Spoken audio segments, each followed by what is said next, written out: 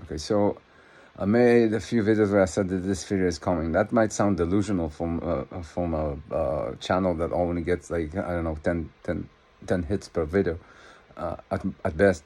Well, the thing is, this video has been with us for a long time. It's just the pieces haven't been put together. And I'm saying a long time, I mean that. Like, if you take the story of Genesis. Well, the story of Genesis, if you just read it literally and take the theory as the thing you interpret it by, then you'd see that the creation story of Genesis is the creation of a wakeful union by an experiential agent. It maps really, really well, and there's no need for interpretation anymore to just reading it literally. It also gives like the idea of intelligent design resonates with the idea of experiential selection. I made videos about that. So okay, forget about the religion, the old and stupid. Say that's what you think. Okay, so what about Plato? Plato said that the world of phenomena doesn't exist, only the world of ideas. Well, that's exactly what the theory says.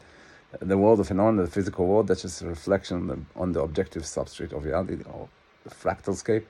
So it's just a reflection. It doesn't exist.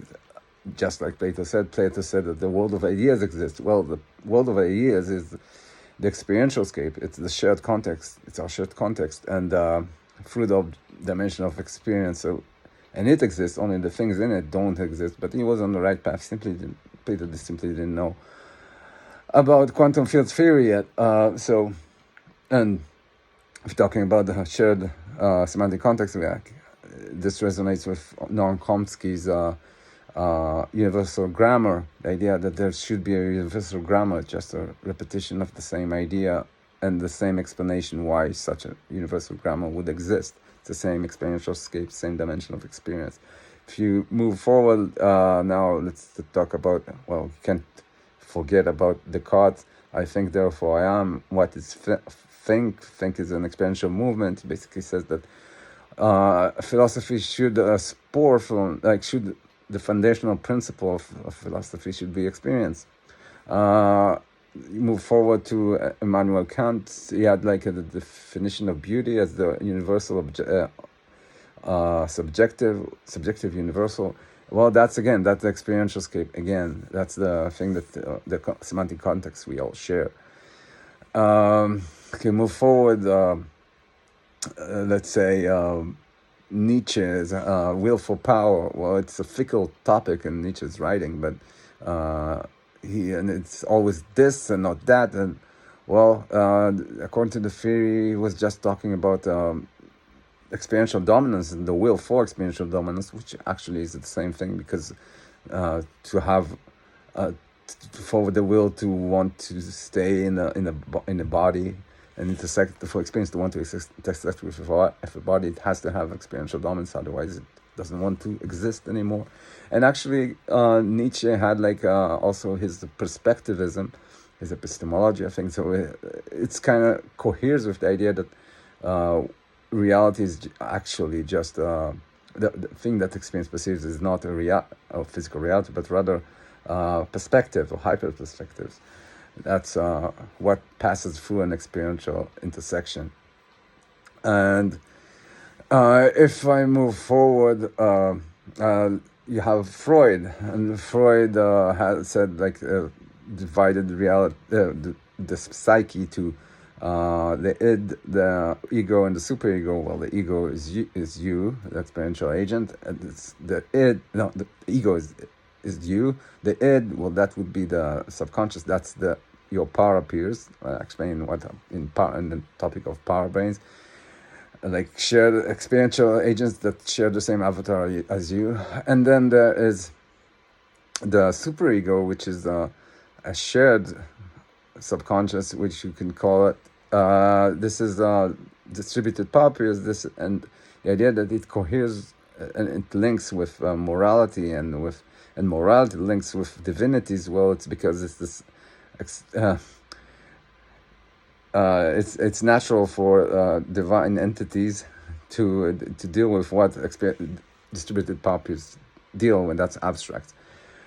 Okay, so and then you have also Freud's death drive, and death drive is like this thing that Freud noticed, that there is like something desire to destroy without any explanation. Well, the fear says yes, of course, because the will experience is totally independent from the bodily substrate, from the body that it perceives, and therefore it will want things that will not adhere with what is good for the survival of the body. That's the causal independence of experience.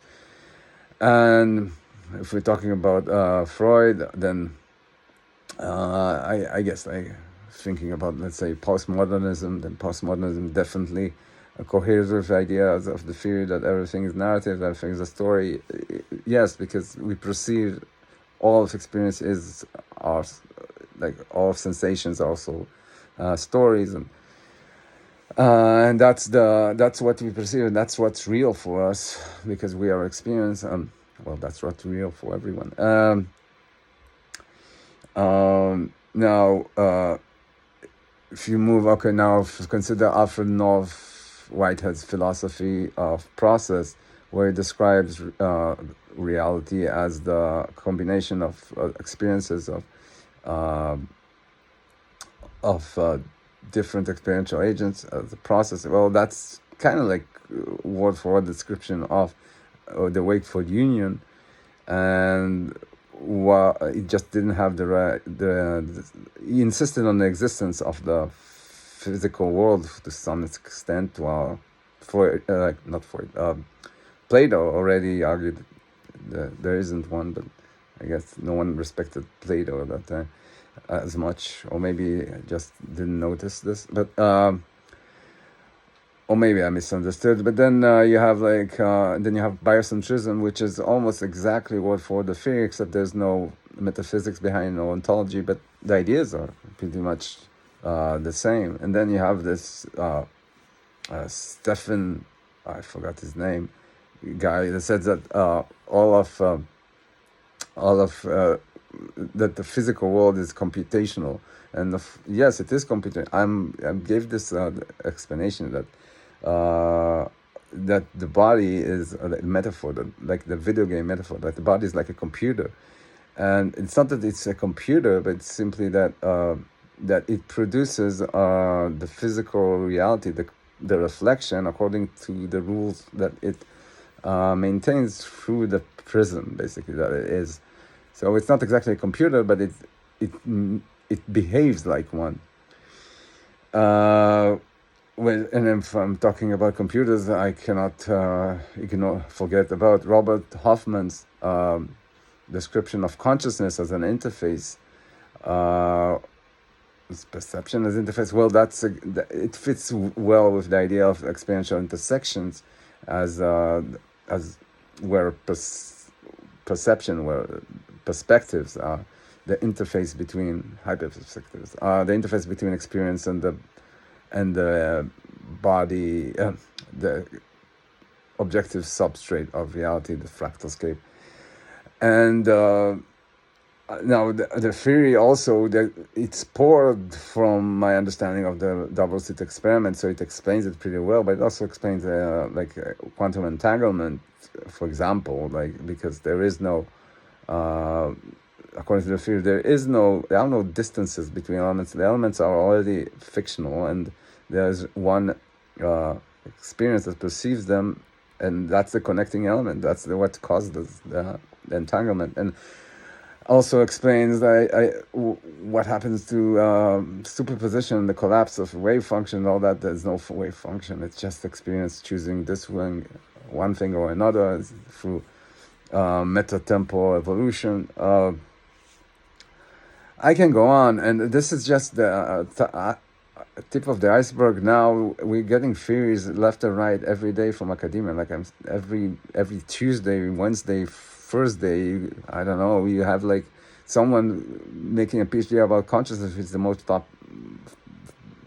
popular topic now in academia, like one of them. And so the thought that with all this in mind, and everyone has have all these pieces, and no one will put this together the way I did, I just don't see how that can last.